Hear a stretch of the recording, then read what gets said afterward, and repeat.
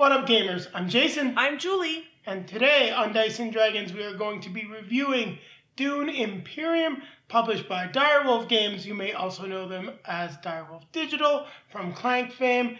It is also published in conjunction with Legendary Pictures. This is Dune Imperium, based on the new movie that will be coming out this year, hopefully. And it is designed by Paul Dennen, the same designer as Clank. Now I'm going to toss it over to Julie, who's going to tell you more about the game itself. It is a competitive game that is intended for players aged 14 and above, 1 to 4 players, and it plays in 60 to 120 minutes per game. Yeah, and I think that really depends on the player count. Our games all lasted, I think, around the 90-minute mark or so. I could definitely see it clearing the 120-minute mark with 4 players.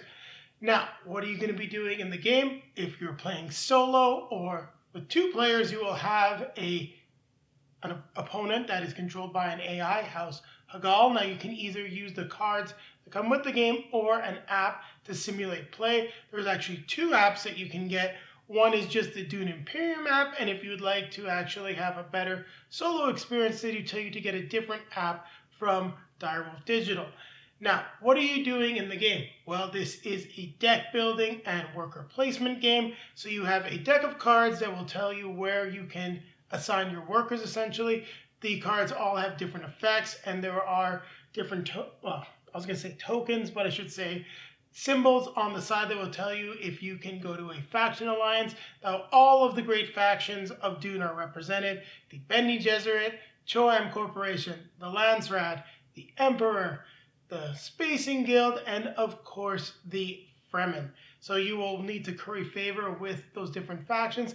Others will just be able to give you more power, because that's what you're doing in Dune. You're currying favor and power in order to gain control of the planet of Arrakis. Now, to do that, you must then deploy your workers in order to gain victory points. To do that, there will be a conflict that is occurring every turn on the board. You may decide to sit it out, but beware, that's where you can get most of your victory points. So you'll need to participate in the conflict in some way if you'd like to win the game. Now, you also have intrigue cards that can really change things up, because no one knows what those cards are, and they can swing things one way or another depending on who's got them and what they're trying to do. Did I miss anything, Julie? I think I talked a lot about the game, but I think it's a good summary for people that don't know that this is Dune Imperium and have just heard of the Dune game that is out by Gale Force 9. That is based on the original one that came out in the 80s. This one is entirely new. So it's time to grab our drinks. Yes. Grab our, I don't know if I should grab you. Are you part of my house, or you're from a rival house? We're from the same house. Okay. We're the same bubble during this COVID pandemic. So. Okay. So grab our fellow house member. We gotta take it to the table one more time. I don't know. You're kind of looking like a Harkonnen. I have no idea what that means. Now we're going to take a quick look at the rulebook and the player aids that come for Dune Imperium. I wanted to do something a little different and try separating it out this time. So as you can see, we get the rulebook and then 2 other guides right here. So let's just open up the book, see what we've got. So I really like the layout, how everything is set up. I think we get everything that we need in terms of setting up the game, list of the components. You can easily find the watch it, play it, how to play. Our how to play that we're going to do is really going to go through one turn of the game. So if you want something a little bit more detailed, we love Rodney Smith. You can definitely check it out. We also use that while we were learning the game, because we got a newborn sitting on the couch. It was a great way to pass the time. So you've got everything that you need, your objective, your leaders, your factions. Everything's very clear. I like how the rulebook is big with some nice iconography and examples. Direwolf always does a great job laying out these books.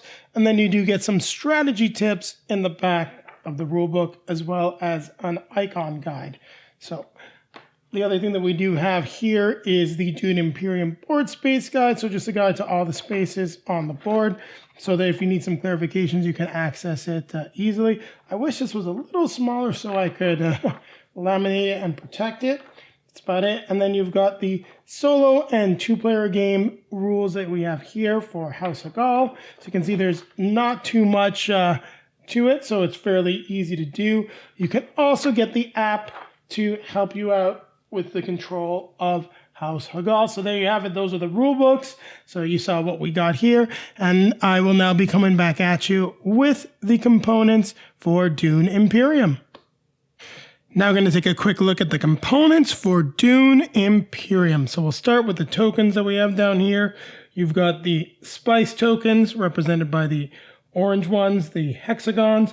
So you have them in denominations of 5 and 1. The Solari in denominations as well as 5 and 1. Then we've got the water tokens, which just represent an individual water. Now we have the faction alliance tokens here. So you've got the Bene Gesserit, Spacing Guild, Fremen, and the Emperor. So you'll gain those if you actually manage to make it up these tracks. Now here we just have the agents and the components for the 4 different players. So your agent, your guys, so your troops. We've got this token which you'll be using on the victory point track, as well as for your High Council seat. We've got your attack value here, and this is your control flag if you do happen to gain control of certain spaces on the board. So we've got that, as you can see, in red, blue. Doesn't quite show up as well as I'd like on our backdrop, but still good enough. The green and yellow. We then also have the Mentat, who is an extra worker that you can acquire at the Landsraad Council.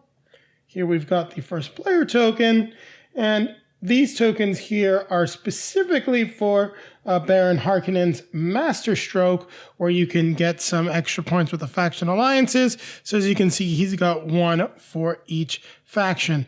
You'll see how you'll be using those if you actually play as the character. So let's take a look at the different characters that we have and their abilities. So we've got Paul Atreides, whose ability is Prescience, which fits perfectly with the character. It means you can look at the top card of your deck anytime. His Signet Ring power, tied to that card, is draw a card. We have the Beast Glossu Raban, who has the Arrakis fiefdom, so he starts the game with a Spice and Solari. His ability is Brutality, which lets him recruit a troop, or if he's got a faction alliance, 2 troops. We've got Count Ilben Rachis, so he's a ruthless negotiator, so whenever you pay for use of any of the board spaces, you get to draw a card, and he will also gain 1 Solari from manufacturing. We've got Earl Memnon Thorvald, who gains rank with any faction when he takes his High Council seat that you can see up there. His ability is to gain 1 spice with the Spice Horde. Helena Rachis, and you'll notice up top, sorry I didn't mention that, so easier to control with the 1, easier to use, a little bit harder with the 2. So Helena, enemy agents don't block her on the green and the blue board spaces. Her ability is Manipulate, which is pretty cool. So you remove and replace a card in the Imperium roll, and you can buy the card that you removed for 1 less. Duke Leto Atreides, of course, the most popular guy in the Landsraad. So when you send an agent to a board space, it costs 1 less, so your Mentat is only 1. His Signet Ring power is Prudent Diplomacy, so you must spend the spice to gain 1 influence with a faction, where an opponent has more influence than you. So, for example, let's say red was here on the Spacing Guild track, you're playing green, well, you could go up by 1. Now, we've got Baron Vladimir Harkonnen. So, Master Stroke, you secretly choose 2 of these, and when you deploy 4+ troops to the conflict area, which you'll see when we get into the how to play, well, you get to reveal those choices and gain 1 influence. You will spend 1 Solari to gain an intrigue card. And then we've got Countess Ariana Thorvald, who's a spice addict. So whenever you harvest spice, you gain 1 less and draw a card. But she's got a hidden reservoir, gives her easy access to water. Now, on the back of the cards, you do have just the instructions, your player guide. So how to do the start of the round, your player turns, your agent, reveal turn, how combat works, the maker phase, and then the recall phase. So those are the characters. We'll take a look at the cards that stay out at all times. So we've got this Spice Must Flow. If you acquire it, you do gain a victory point. That's what this arrow means. If it comes into your hand during a reveal phase, it generates 1 spice. The Arrakis Liaison. Here it tells you where you can go on the board, the green and blue spaces. Costs 2 to purchase with the diamond there. It gives you 2 of your purchasing power during the reveal phase. Oh, we had 2 of these in the wrong spot. Then we've got Fold Space, which will let you go to any place on the board. It's associated with the Spacing Guild, but once you use it, you must trash the card. Now we're going to skip over the Imperium deck here quickly. We're going to take a look at the starting cards. So everyone gets a Signet Ring, which triggers their power. You can go to pretty much any space on the board except for the faction alliances. If you happen to reveal it, instead of using the Signet Ring power, you do gain 1 purchase power. You've got Seek Allies, which lets you go to any of the faction alliances, but you must trash the card. You have a Dagger, which gives you 1 attack power during the combat phase, or lets you go to the green space. Convincing Argument is just 2 purchase power. As you see, you got multiples of some of them. Diplomacy, another way to work with the faction alliances. The Desert Planet, which lets you go to the places to harvest spice. And that makes up the 10-card deck. Now, looks like I moved some of those a little bit off camera there. Apologies. I'll slide this stuff back down. Just depends on how I put it down. So here we've got the Imperium deck. So you can see different cards like the Voice, where you'll get some purchase power, but they'll also have different effects. For example, with the Voice, you can choose any board space and opponents can't send their agents there this round. So that gives you some control. Now, Gene Manipulation, which will let you trash a card. And if you have any other Bene Gesserit card in play, you'll gain 2 spice. Now you've got Scout, which will let you in your reveal phase gain 1 purchase power, also 1 attack, and you can retreat up to 2 of your troops. So as you can see, there's a lot of different things that you can do. The Siege Reverend Mother, trash a card. Fremen Bond means if you've got other Fremen cards, you will be able to gain that reward. And perfect example of that, which is why it's in there, you can see this, the Siege Reverend Mother with the Arrakis Liaison Fremen, but he's not supposed to be there, so we'll take him out. There's other things that you'll get as well, as you can see from the Gunthopter, and lots of cool stuff. It'll take us a long time to cover everything. Now, sometimes you will have to pay, like Opulence is pretty cool, 6 gold, well, 6 Solari for 1 victory point. This will depend on the influence you have the Worm Riders with the Faction Alliance. You might have to spend a water with Duncan, Idaho to gain that resource, but that's what you're getting in this Imperium deck. So we just took a quick overview of that. It's going to be difficult to really explain it in detail. We really want to just go over the components, and I want to spend a little bit more time on the components because we're going to do the how to play really is just showing you around in a 2-player game. We're almost there. We've got just 3 things left to take a look at. We've got the House Hagal cards. Now, these are for solo and 2-player games. What you do is you draw the cards. After shuffling them, I haven't shuffled them. We use the app actually to play House Hagal. It will tell you where to go, what to do, and then if it's drawn as a combat card, this bottom effect here is what they will get as a combat bonus. So Arrakeen, they can use their Signet Ring ability. Lots of different stuff. You can also reshuffle. And some of these, you'll notice here, they say 1 player or 2-player.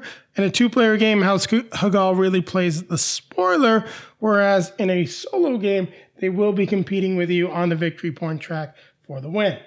So we do have the intrigue cards. Once again, we won't be able to take a look at all of them. Some of them are endgame, which will give you some victory points at the end of the game, provided you meet the conditions. You'll have plot cards. Now, plot cards you can play anytime during the reveal phase. You can play any amount of them. So this one lets you deploy any number of your garrison troops to the conflict. This lets you change the card that maybe doesn't have a faction alliance association to go there. And these ones are combat cards. So when you win a conflict, you can up your rank with a faction alliance. You can also have things like the Master Tactician, which will improve your attack during the conflict phase.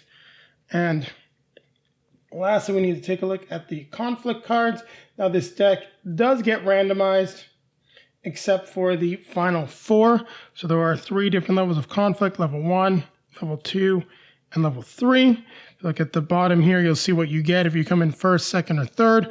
If you tie, you end up going to a lower rank. So keep that in mind. You can't both get first and win both of those. Level 2, you'll see you only get 1 victory point, and then you might have another effect like the water, gaining control of a location or trashing a card. That's pretty cool too. Choose 2, up your faction alliance. And then, so these level 2 cards, you're only going to have 4 of them in the game. And you'll pick one of the level 1 cards. And there are 4 of those. at the start of the game to make that 10 card deck. Don't worry, we'll cover all of that in the setup, but do you want to give some details when we do the components? We always like to take a detailed look at everything here on Dice and Dragons. So let's open up the board. Gonna just take it off camera so I don't bump anything, and then we'll give you a look at it so you can see what you get for the board. So you've got the Faction Alliance spaces, the Landsraad Council across the top, the Choam spaces, and then below we have the planet of Arrakis. You can see the conflict area.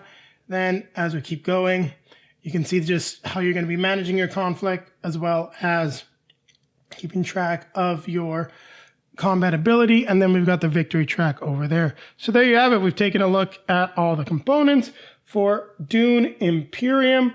Now keep it right here as I'm going to teach you how to set up and then how to play the game. Now we're going to take a look at how you set up Dune Imperium. Now, one thing I just want to note is that part of the board up here is cut off just with the setup. I could not get that on camera, as it's not going to be that important for the how to play. We're really just going to be going through one round of the game. I decided to cut off the top because you might be needing these two scoring tracks that we have here at the bottom. So let's just go over what you need to do for the board itself. Now you're going to have to set it up. You will place, and this is a 2-player setup. As you can see, it's Glosu the Beast Raban and Paul Atreides. You're going to take 2 of your circular tokens, place them at 0. You'll need to take the 4 faction alliance markers and put them on the board. You can't see the Emperor one because it's just cut off. We've got the Mentat, which will go in that location on the board. And then you have your 3rd agent, so you can place really anywhere near the board. In order to save some space, I just put them up there on the board. You will have to go to this location later on in the game in order to acquire them. Now, when it comes to your players, you will need to have 2 agents, their garrison, their troops, your token in case you can take the High Council seat. You will do the same thing for the other player. You also need the first player token, and you'll then be able to determine who will go first. Now, if you are playing a 2-player game and you're using the app, it will be able to do that for you. You will then also need your 3 control flags, as well as your combat value token. So we'll place both of those on the board where they need to go. You will also then take one of your cubes and place them at the base of each faction alliance track.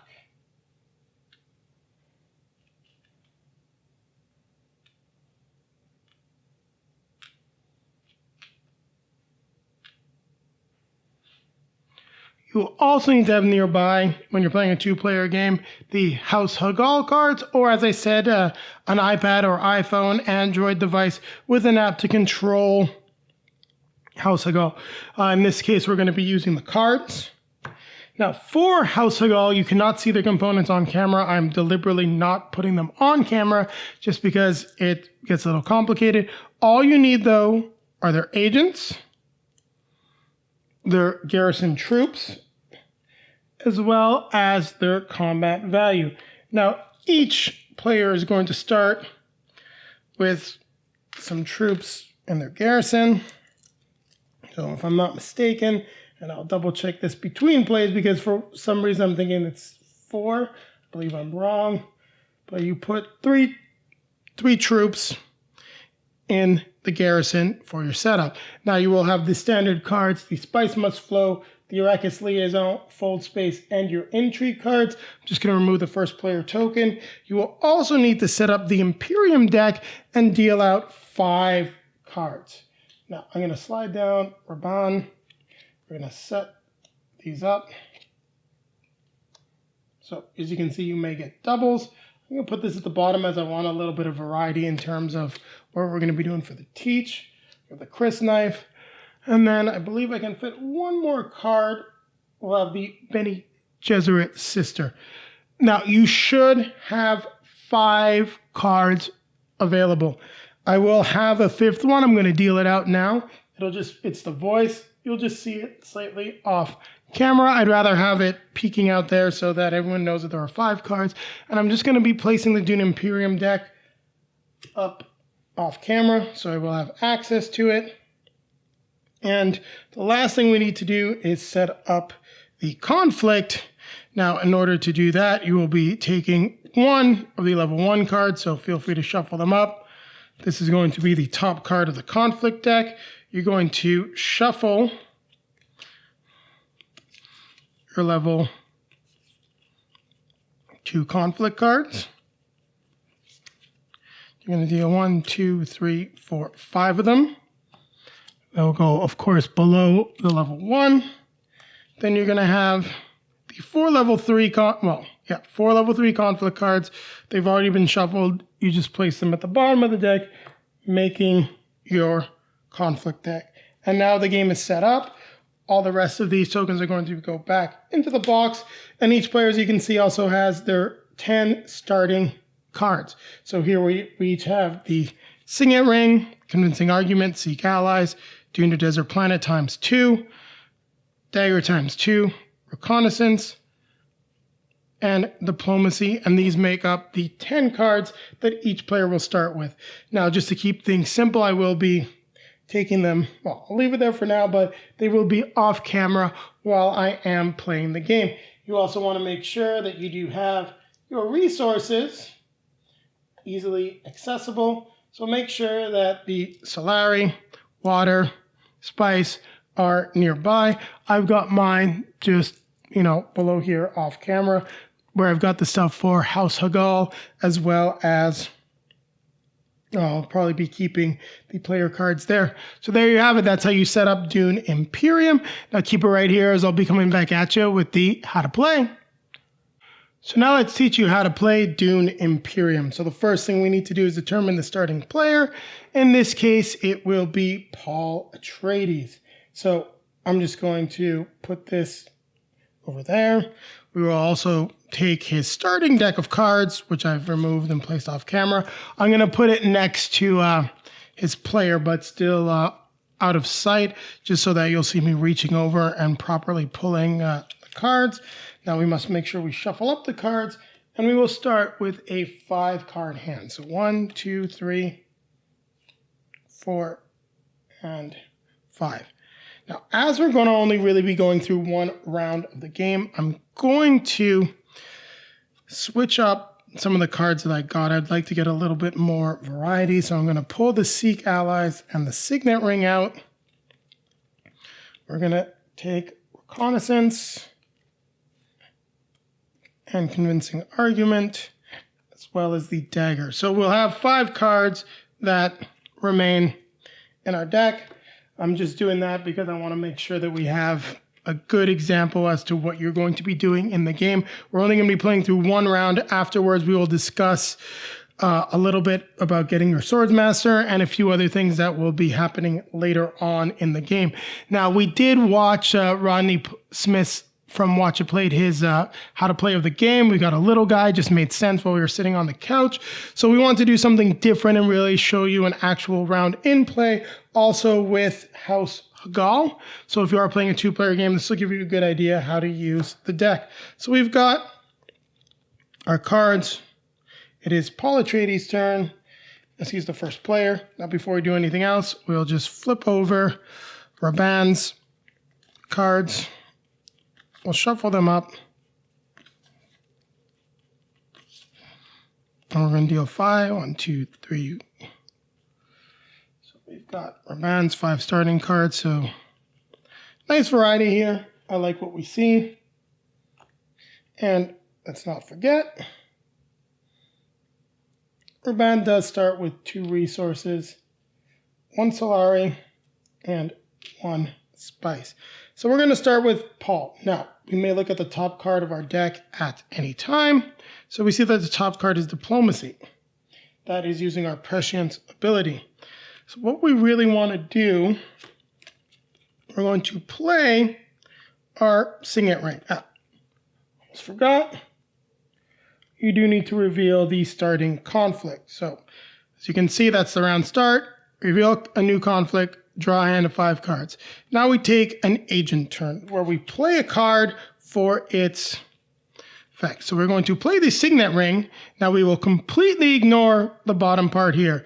We will trigger the Signet Ring power that we have and be able to go to these locations on the board. So green representing the Landsraad Council, blue representing some of the locations, the cities on Arrakis, and yellow representing the desert locations. So we'll play the signet ring. It'll go face up. Now, important thing to note, if you do get the ability to trash a card, you can trash cards that are in play. So first thing I'm going to do is draw a card because I'm allowed to draw one from my ability. And now I need to decide where to assign my agent. Well, intrigue cards are a lot of fun. There's the ability to draw a card which can let me purchase more.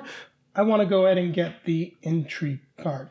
Now, as we're not going to get to it, but if, for example, you win a conflict, and well, that's perfect. There we've got one here, the Siege of Carthage. So let's say you'd won a conflict and gain control of Carthage, whether you or an opponent happens to go to the location. You can't have two there at the same time.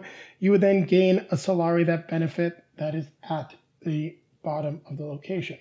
So Paul's going there. Raban will not be able to go there. So what we then get to do is we recruit a troop, which we may immediately deploy into the conflict. Then we may deploy up to 2 troops from our garrison. So we can deploy 2 or just 1. Now you want to decide because depending on what the reward is, maybe you want to go all in. We're going through one round of this. I'm going all in. And I do get to draw the intrigue card, which I can play at any point during my agent phase. So this is ambush. I want to keep it hidden. This will give me 4 extra combat power during the combat phase. Now, this is a 2-player game. The person to go next will always be House Hagal. And one thing's important to note, they will go after the first player each time. So if, for example, Paul has, in this case, has 2 agents, House Hagal will go twice.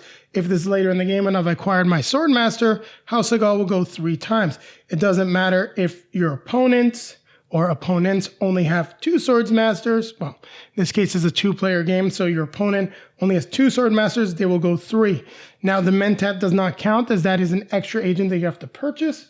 That's what I understood from the rules. I may be getting that wrong. But in any case, House Hagal always follows the first player based on the number of core of base agents that they have. So what you do is you reveal the card, and now House Hagal will go to that location, and we're going to draw another one because they would be going to wealth. It's a little bit cut off, and I don't want to go there just for teaching the game, so we'll draw the second one.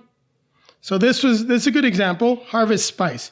So you would send an agent to a location in either the Great Flats, the Haga Basin, the Imperial Basin, with the most bonus spice. Now that comes out during the maker phase, which we'll discuss. If there is none, well, guess what? You will not use the card, so we'll draw the next one. So there we go, rally troops. So we'll take House Hagal's agent, place him in the rally troop location. We then follow what's on the card, and that means they get to rally 4 troops to their cause. Next, we will now go to Raban's turn. So he has his signet ring, different things that he wants to do. And there is one thing I did neglect from setup. Each character also starts with a water. And Raban really wants to gain, he really wants to gain some faction alliance, wants to move up the ranks. He is going to play diplomacy. What this will then do, he can go to any one of the faction alliance locations, and he wants troops. So he is going to go to Hardy Warriors on the Fremen, which will cost him 1 water. As you can see, he goes up 1 on the Fremen track. He gets the ability to deploy 2 troops, but he can also bring in 2 troops from his garrison. Now, if Raban goes up 1 more on the track, he will gain a victory point going up the track. And it's a good time to teach, once you go up all the way to the top of this track, you will gain water, and then, not always water, just whatever the resources that's listed there. You gain the Faction Alliance token, which is yours, as well as the victory point, until someone actually passes you on the track, then you would give that to the other player, and you would lose the victory point. In any case, no one's got victory points. This is where we're at. So that is Raban's turn. Now House Hagal will not go. It goes back to Paul Atreides. And Paul really doesn't want to lose, but he's got some different options than Raban. We've got that cool intrigue card. Maybe we want to get a few people into play, but you know what? We are going to seek some allies just because we can. And the interesting thing about this, you can play it once it says trash this card, so you will trash the card, remove it from the game. He's actually going to try to align himself with the Bene Gesserit. Go up by 1. And draw an intrigue card. So I do have an ability. I can look at that. I'll play it right now. So this will get discarded. I can look at the top card of my deck.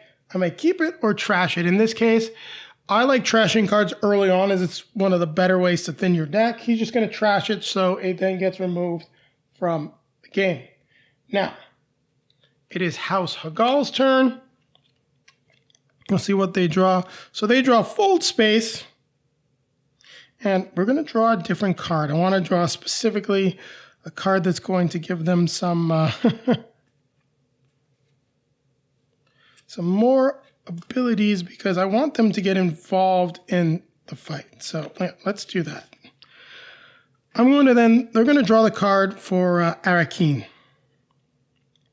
So they will then go to Arrakis. They will then gain 1 troop for the conflict. They will then deploy 2 troops from the garrison. We ignore them drawing a card. That doesn't happen for House Hagal, and that will be their turn. So now we go back to Raban's turn.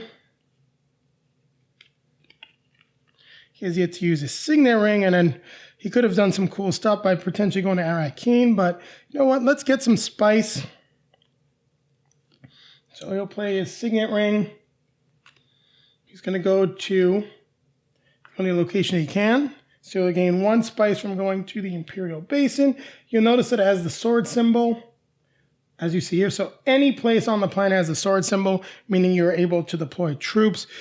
The only place you can deploy troops from with the faction alliances are the Fremen and using the Guild Highliner. So he'll go there. He can then still deploy a troop from his garrison because he had one. So whenever you have that, you can deploy as many troops as you want. He wants to make sure that he wins this one, considering that House Hagal has gotten involved in the fight. Now, if Paul had a 3rd agent, he would then go again, and House Hagal would then follow, as we discussed earlier.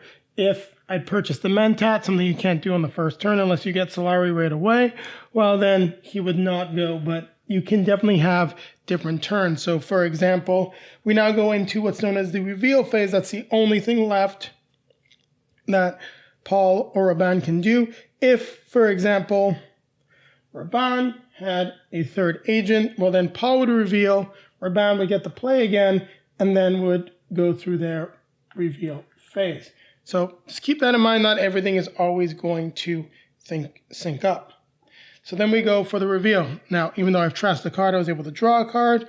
Paul reveals his cards. So we take a look at the values at the bottom. So we've got a total of 1. We have a sword. And at this point, we're going to also calculate our power. Now, the plus 20 is if you ever go through the track. So I've got 1. That's what that equals. And these equal 2. So I'm at a total of 7 attack.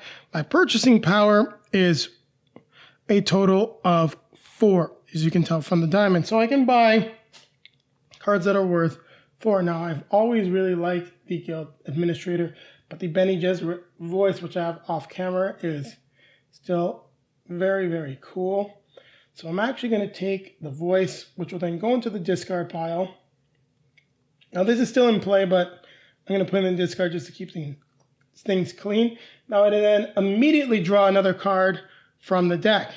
So I can buy another card that's worth 2, Or I can even buy this card that's worth 1. In this case, I've got 4. I still like the Guild Administrator, so I'll put him into the pile. Then we'll reveal another card. So that is my reveal phase. We then go over to Raban, who luckily had some strong cards, but may not have some great purchasing power afterwards. And I did forget to do something, actually. When I triggered his signet ring, yeah, we have a total of, we started with 3, 5. He's also able to recruit a troop. So I did forget that, meaning he's got that extra guy in the conflict, meaning Paul might be in trouble here, so keep that in mind. He's got a purchase power of 5. So we'll take the Chris knife. The next one, the Arrakis Recruiter. Now, as these cards have the Fremen bond, we're going to take a chance and maybe we'll be able to get them played together. We'll buy the other Fremen card. Now, we can always buy cards that are available across the top. So he did his reveal. We now must set his attack power, which is 1, 2, 3, 4, 5, 6. So he goes up to a total of 12. Oof. Not looking good. Maybe we should have tried to get more troops into play. You will then set the attack power for House Hagal, which is at 6. So we must then now resolve combat. And in this case, you can play any intrigue cards that you would like if you've got combat ones. So for example, Paul has Ambush, which would give an extra 4, which would bring him to 11. Not quite good enough. So maybe you don't want to play it. Now, if, for example, you had another card, and actually it's kind of funny that this one was right there. This is perfect. You may want to play both. You may want to play just one, so you could save Ambush. Now, if you had another card that had more swords on it, well, you might want to play that. But take a look at this one. There's Stage Incident, which can even give you a victory point. Might even be worth more than you'd be getting otherwise. So we'll just pretend that we did not get Ambush. Let me show you how it worked. Let's pretend that this is what we had for our turn. Now, we do need to reveal a card for House Hagal for their combat. If it's a Hall of Oratory like this, no bonus, no big deal. Now, it could be Arrakis. They would get 1 sword. But there's a real nasty one in here. And I want to find it just because I really like, well, I don't like it, but when it shows up, it really gives you an idea as to how things can swing and House Hagal can play the spoiler. And maybe you want to change some of your strategy. You will always know what House Hagal is doing in terms of like what cards are available. You can always look through their discard, but it will get reshuffled at one time. But let's say House Hagal had drawn the Guild Highliner. So boom, that's 1, 2, 3, 4, 5, 6. And this can really spoil things. So Raban went all in. He wanted that faction upgrade. House Hagal has got 6. Well, if he'd had, let's say, less, Raban would be able to gain 1 with a faction alliance and 1 spice. So that would have been his reward. Not the case, though. Hagal drew for his combat turn the Guild Highliner. They are now equal. They are tied, meaning they get the 2nd place reward, which would be 2 spice. Now, all troops in the conflict are then returned to their respective player. Now, in a 2-player game, there is no value for 3rd place. So keep that in mind. And losing 1st place can be a big deal. But this was the intrigue card that we changed up for Paul. So Paul actually loses, but it's not a bad thing because of that intrigue card, which then gets discarded. He gains a victory point. So things aren't looking too bad for the Atreides. And he still has some troops garrison, but House Hagal has way more. So we then go to the maker phase. So we would place 1 spice on a location where there are no agents. Then we recall, we check for the end game, we return the mentat, we recall all agents to their leaders and pass the first player marker. So Raban becomes first player. All the agents clear the board. We then start again, revealing the conflict, and then drawing another 5 cards. Now, one of the things that I wanted to mention with regards to acquiring certain cards, if you do see this arrow, you will gain that victory point if you get the Spice Must Flow. These arrows may do other things. For example, we've got Cheney right here, who will let you gain a water. So play is going to continue until someone gets to 10 victory points or the conflict deck is exhausted, meaning there are a maximum of 10 rounds for the game. So hope that was helpful. You got to see how to play Dune Imperium. We cheated a little bit just to give you some good examples as to how the game would play, but I'm just making sure we've covered everything, and I think we've got a good idea of it right now. So keep it right here as Julie and I are going to be coming back at you with our review of the game. Dune Imperium. I'm shocked that we are playing this together. The original plan was for me to do a solo review of this. Probably would have actually been released earlier this week, but something changed your mind. You decided you had to get your shot at this game. Well, you were listening to a podcast or a review. I don't know which one. It was podcast. I think it was The Secret Cabal or Friday Night Games. 2 of my favorites. You guys should definitely check them out if you like listening to podcasts. So it was described, the way it was described as a deck building worker placement, it sounded not offensive for a competitive game. I thought it sounded pretty good. Okay, what do you mean by offensive though? I mean, competitive games aren't offensive in general. There are a lot of competitive games that I just don't think we should play as a couple, and right now that's the only way we can play these games, and often for the channel as well. This is how we get our reviews done. But in any case, Jason had offered to do it solo, and I thought, you know what, this sounds pretty good, so let's try it. And I have to say, before we go somewhere else, move on to, I beat Jason 3 out of 4 times, so that could color my review to a bit more positive, because obviously it's more fun when you're winning.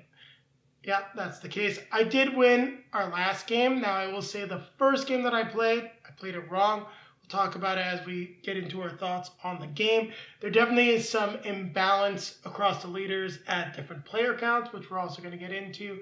But our second game was probably the most balanced game that we played overall, where both of our strategies were coming together. And it literally came down to the fact that Julie had a few better cards than me, but she won by 1 point, and if I'd gotten the right card, which I think was actually sitting at the top of my deck, I would have got that 1 extra troop that would have put me over the top, and it would have been the reverse. So the game definitely has balance to play across all player counts. You're just going to consider those choices that you're making. Now, I really wanted this game for my birthday. I'm a huge Dune fan. I've read the books multiple times. I've even read the books by his son, Frank Herbert's son, Brian Herbert. Also seeing Denis Villeneuve, a fellow Montrealer, do the movie. This is the game based on that movie, and I've loved all of his stuff. You've liked some of it, like Arrival. I was a much bigger fan of Blade Runner 2049, and getting some of that visual style in the world of Dune was just, I couldn't miss this game. Thankfully, you got it for me for my birthday because it's incredibly hard to find, and we're getting something that will probably get it back up to the table, that miniature upgrade in March. We'll definitely do an unboxing of that. Don't know if there's anything to review extra in there, though. So I know of Dune, but I'm not a big Dune fan like you are. But I could still appreciate what was the components of what was on the table. So if you have nothing else to add, let's get into our thoughts. There's one other thing to add is we typically like lower player interaction games. As Julie competitive said, games. Yeah, competitive games. Yes. Very much so. High interaction, cooperative games, lots of fun. We prefer that just because we are less at each other's throats, and we don't really like take-that mechanics. Now, there are some take-that mechanics in Dune. They're, I'd say, less prevalent, and they don't feel as bad because the fact that the conflict is always going on, and that's really cool how it forces you to engage with that. And maybe, just maybe, because of this game, we're going to find that we like some higher player interaction competitive games as well, because this is definitely high on that in that respect. Now, take it away, Julie. Okay, so for me, this This is less of a deck builder than it is worker placement. These deck builder these cards, basically it's a deck builder in the sense that you are acquiring cards, but due to the fact that there are a limited number of rounds, 10 rounds. Well, maximum basically determined by the number of conflict. When there are no more conflict cards, the game is over. Or if somebody managed to reach the end 10 points or above, 10 victory points or above, then the game is also... Well, you got one round and then it's over. Yeah. It's a deck builder in the sense you're acquiring cards. It is worker placement in the sense that there's limited resources and you have to take advantage of that. And you got to place your guys in the right spots. Yeah, so basically the combination of the limited resources and your cards limiting where you can go definitely makes you have to be flexible when it comes to your strategy. And I think that played in my favor in this case because I don't... as bad as it sounds, I don't like planning 8 moves in advance like you may do. There are times that we've played games with people and I'm thinking of my parents saying, he's like already decided what he's doing 3 turns from now. Yeah, he has. He's decided that if so-and-so's done this. I don't enjoy games like that. Jason loves them.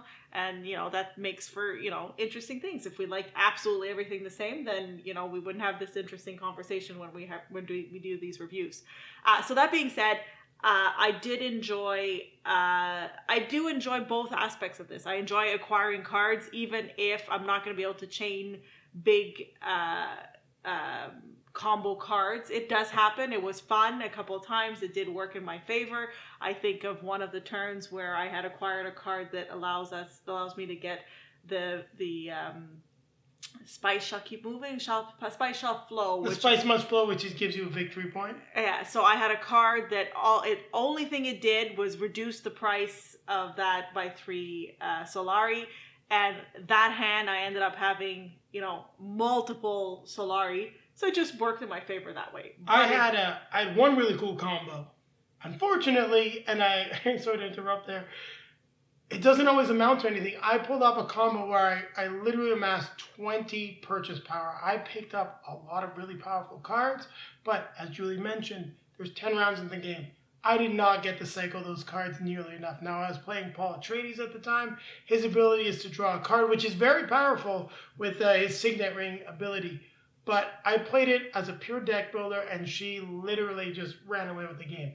Now, I was able to come back in the later stages, and I felt that my score was at least respectable, but I made a lot of mistakes. That big power play that I made, where if you were playing a deck builder, that'd be the kind of move, and Client Julie would have been sitting there like, you pulled off this combo? Okay, what's happening? What are you going to be doing? Now we're pushing towards endgame. Instead, it was more like, well, that's cool. I don't need to really worry about what you're doing. Yeah, there are a few. I think we saw them more in the last game that we played. There are a couple of take that mechanics. I don't like them. They make me upset. There was only one that I used on you. There was only one. Yeah. So basically, there are different cards. In this case, I'm thinking of a card that allows him to remove some of my troops and take them not just back to the garrison, but just back to the board. And then allows. Well, essentially, what it is that they were actually my troops, but I have to instead of giving me them free, I have to deploy a troop from the garrison. That's what it is. It's kind of like surprise. I'm working for these guys. So it was fitting though. I was playing Baron Vladimir Harkonnen, so I was doing all sorts of manipulative things. So I'm gonna stay on the positives. I don't know who any of these people are, but I like the art. It's the style of art that I like. It's I enjoy looking at the cards and looking at the player boards. Well, it's very well done. I have to agree with you because if you know the actors, you recognize them all except for one. And I'm looking at him on the back of the box. So would you say that guy is Jason Momoa?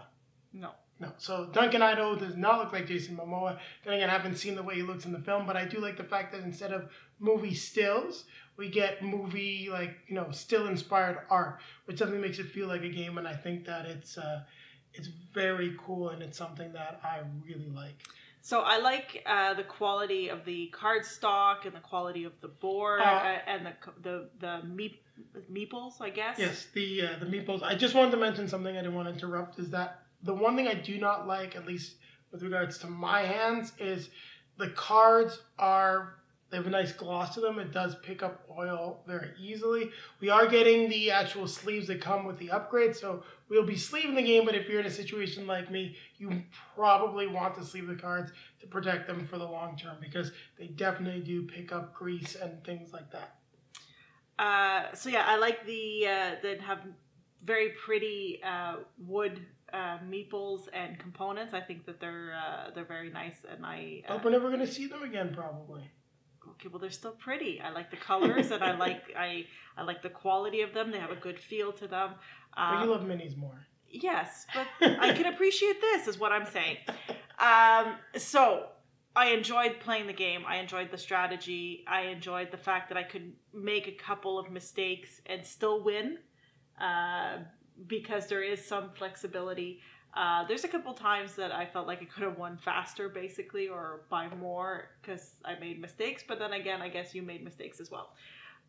One thing I'm going to say that Jason said, one of the terms that I played, and I said, yeah, I don't think so. And then I lived it the other way around. The characters definitely aren't all created equal.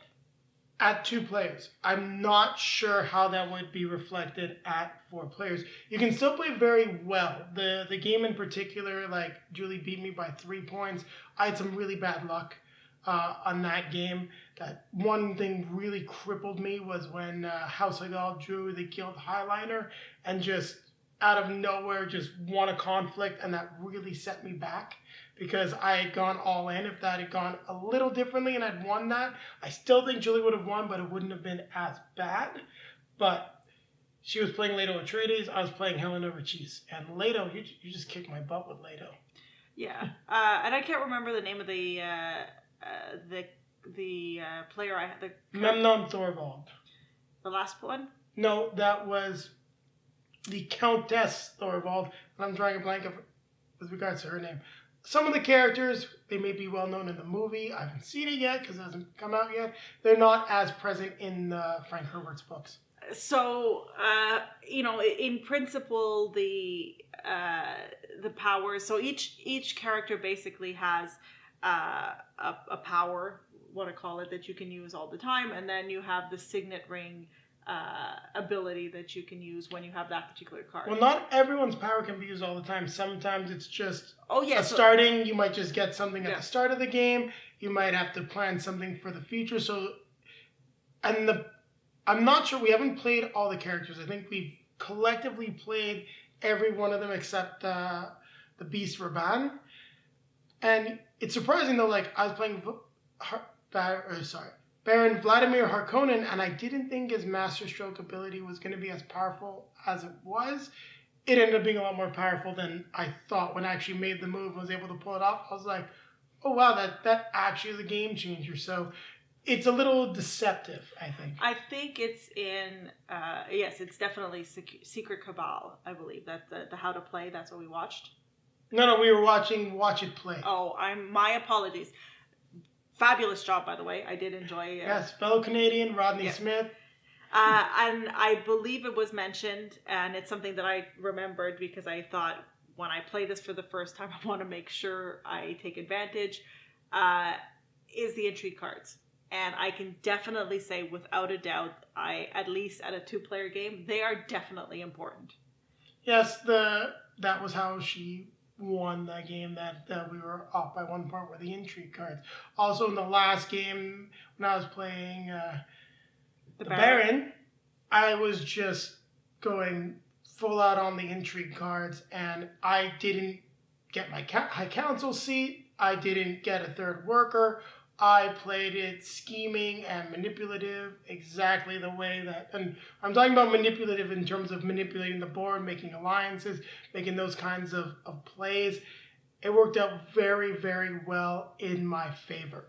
That was just the way that I played the Baron well, and it was a lot of fun. And those intrigue cards, really, a few times Julie's like, oh, I'm going to be able to win. I was like, no. Yeah. Or I would get something that would then let me acquire something that became very useful again later on. I was just constantly playing cards all the time. So we played 2 level 3 characters together, and after the fact, I would have much preferred playing other characters that I had played before against the Baron. So I think things might even out more depending on the characters that you have. But basically, like, my comment is they're not all created equal, and some are definitely more powerful than others. And to give an example of how they'll be affected by the player counts, we'll take the one from our closest game when I played Helena Rachis. Her ability lets you go to the same location as other agents, and there's only 2 types of locations you can go to, and you can't be blocked. That is very powerful in a 3 to 4 player game, because someone's going to block you. At some point, you're going to want to go to that same spot. You're going to want to get involved in the conflict. 4-player game, it means they're like, oh yeah, you're in Carthage and you got an intrigue card, I'm going there. It's awesome. At a 2-player game, I think that was only useful once or twice. It's the kind of character that you look at their ability and just say, that's probably not as good. And surprisingly enough, neither of us played Raban, and now thinking about it and the value of conflict, his ability with his signet ring, once you get a faction alliance, just get 2 troops, I'm like man, in a 2-player game, that could just be brutal. It could be someone's got the intrigue cards and everything, they're like making their plan, you're like, oh, well, guess what? I got my signet ring. Oh, I got it again. And just constantly having garrisons of troops to win those victory points can really swing the game back towards your favor. Yeah. So, I mean, for me, I enjoyed it. I do feel like you have to make sure you balance out the characters that you have. There is a fair amount of luck as well, but depending on the cards that you're getting, it's going to have an impact. And against the AI, there's quite a few times. I mean, and that's part of, the limited resources. Quite a few times that the AI picked the spot where I needed to go, or just felt like he was playing spoiler of just basically winning conflict we were over and over and over again. Yeah, I just remember the one game where we were both in the conflict and we're like, which one of us is going to win? What happens? The Guild Highliner shows up, and next thing you know, House of Gaul is in the fight, and we're both like, oh, really? Then we go to the combat phase, and we're like, well, one of us will get second place, or something happens. We're like, well, we can still maybe beat him. Then he draws another really high combat card and wins, and we're both like, so we're getting third place, and we wasted all these resources. We're like, why didn't we have a card that let us retreat any troops or something? So that's definitely a factor of the game, and it's not something that you can really control. I don't think that the game is really is luck dependent. I do feel that it feels more present in a 2-player game, partially because you have that third deck of cards that you're drawing from, which is House Hagal. And the other thing that I find, and why I agree with Julie that you can sometimes feel luck more times than others, is just the way the deck building works. As we were discussing, the difficulty in pulling off combos. Now, I was able to pull off a few more combos in the last game that we played, but the only reason for that is that early on I got the ability to trash cards. I got the Guild Emissary, which every turn let me trash a card, so I was able to slim my deck by about 3 or 4 cards. As you can see, we played about 10 rounds, it still only came up like 3 times.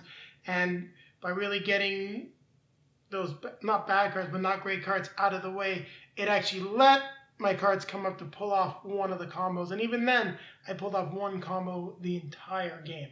So it's all about the victory points. And I would say that this, and we were discussing this before, the deck building aspect, I think you really need to focus on what makes sense for what you're trying to do and where you want to go in terms of your overall strategy of the character that you're playing. You don't necessarily want to try to be like, well, if I get 5 Bene Gesserit cards, I'm going to be able to do something. The chances of you getting them all together by the time you acquire 5 is going to be very, very difficult. And when Julie just mentioned the luck aspect, she reminded me of something from the last game where she really could have put a wrench in my plans, is by getting the Choam Directorate card, which would have given her, just shot her up the faction ranks, because that's where I was playing. But that card, she had 8. It was literally the card that she pulled after she bought another card. So that would have swung the game entirely in another direction. Yeah. So the worker placement aspects I really like. I like the different resources. Having water, spice, and Solari is very thematic to Dune, and I don't think you're trying to manage too many resources. And I do like, as Julie said, that there are multiple ways to play and multiple paths to victory. You don't need to get your council seat. You don't need your third worker. You really need to focus on what your character's doing and how you're best going to get victory points. And don't sleep on the intrigue cards. Right. And basically the way I would say it is what's the resource that's the most valuable that's left on the board for you? And because sometimes there could be a very valuable resource, but it's just not pertinent to you. No. And I would say the one thing that I made a mistake on, and I shouldn't, I know the property, and I was like, why am I playing it this way? Well, I'm playing a deck builder, I'm Paul Atreides, I can draw cards, that's what I wanted to do. Don't sleep on the spice. The spice is very important. It'll become a key part of your strategy, whether you want to purchase the Mentat, whether you want to get your Swordmaster, or get that council seat. At some point, you're going to need the Solari, or guess what? You see 2 victory points that are up for grabs. You need to get back into the race, or you want to just, not let your opponent get back into the race. You might need that Guild Highliner. It can make all the difference in the world, so don't sleep on spice. Make sure that you're acquiring it and using it in whatever way it will fit in your strategy. And the one thing I have to say that I do like about the way the decks are constructed, I don't think we played the same way at all in the 4 games. The only thing that we always did was make sure to be involved in the conflicts for victory points if it made sense with the cards that we had. Yeah, there were times that it didn't make sense. There was no point in me trying to participate because I was just outnumbered, outgunned by you or by the AI. Yeah. So go ahead, Jason. This is your game. This is your birthday present. You give it. It's your rating. So one thing I want to comment on, I listened to the review of the game by the Secret Cabal, and Jamie from the Secret Cabal said that he felt that the game was missing something. And after playing the game the way I was in the first 3 games, I definitely still try to build my deck and build like the combo. And if you do love deck builders and you want the combo, you're not going to really enjoy Dune Imperium if you go after that route. We mentioned it already, but that's what I think was missing for me. When I played the game more as a worker placement, focused on my plan and what I needed to do to win, I had a lot more fun, and I really understood where all the praise was coming from and why people are raving about the game. It's so high up on the Board Game Geek hot list, and why it's difficult to find. So worker placement over deck builder. I think the theme definitely very much comes out, besides the fact that some of the characters aren't very prominent in Dune unless the movie changes that. So I'll reserve my right to judge them throwing in characters that are like, basically almost F-list characters in terms of the actual book. I would say I ding this just a little bit because I think Paul Atreides should be a little bit better. He is the Kwisatz Haderach, and I found him at least to be disappointing, but very easy to play. So I give this game a 7.5. It's definitely close to an 8. Just my plays where I found something missing. It's a little bit holding it back from being an 8. But I think it's a very good game. I'm eager to see. Well, you know what? Maybe we will get a look back done on this after we get the minis, get it back to the table. It'll be a fun time to just sort of review the upgraded component and experience of Dune. And since I like deck building probably more than I like worker placement, that's the other reason why it's a 7.5 instead of an 8. So it'll be interesting because from what everyone said, that from reviews we've read, comments we've got from people that have played the game, Lost Ruins of Arnak is the exact opposite. It's heavy deck building, light on worker placement. So I'm wondering if our opinions will be reversed on that one. Well, you haven't heard my opinion. No, I mean in terms of like how we like it, because I think you should like this more than I do. Well, for me, this is an 8. I had, and it might have been higher if it wasn't for the fact that I lived the reverse of what Jason lived in the first ones in our last game, where basically I was suffering through a character, playing against a character that was definitely much stronger than my character. So that bothered me a little bit. I like when characters are even, especially when you're playing a 2-player game. I think she has some great abilities, but you just could not exploit them in a 2-player situation. Yeah. So like I said, I like the game. I like the components. I like the way it plays. It combines 2 game styles that I really enjoy in deck building and worker placement. And I like that I can have a somewhat loose plan and go with the flow, basically just grabbing whichever best opportunity is, and that there's some forgiveness there, and unlike other games where if you miss something at one step, you're basically, you've lost the game. So definitely a solid 8 for me. I'm happy that you like it better now than you did when we talked about it after the first and second games. I just had to understand what I was feeling, and I get it. It's, Fremen, Bene Gesserit, combo, and I play fighting games, I'm always like, combo, awesome. No, put guys to work. Work for me. Do what you need me. Do what I need you to do so I can win.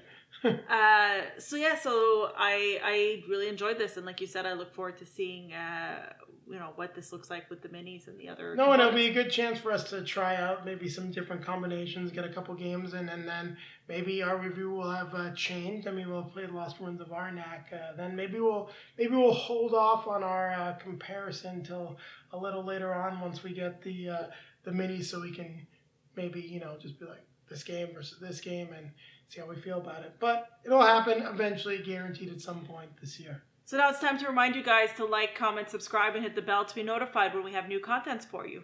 Also, take a look down below in the video description. You'll find links to all of our social media feeds: Facebook, Twitter, Instagram.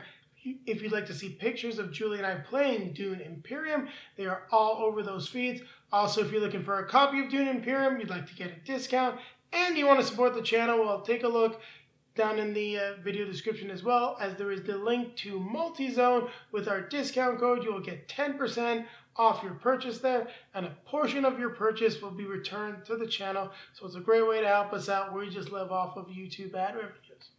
And popping up in front of Jason will be a link to our most recent review. And popping up in front of me will be, what do we want to link to, Jason? So for the moment, it's going to take you back to Clank, since we'll keep it with a Direwolf game, Paul Dennen game. But I'm going to change it to Lost Ruins of Arnak, and I'll probably do the same thing on Arnak once we get that review and how to play it. Sounds good. So now it's time to grab our drinks. Grab our best friend and fellow housemate. Oh, there we go. Do it right.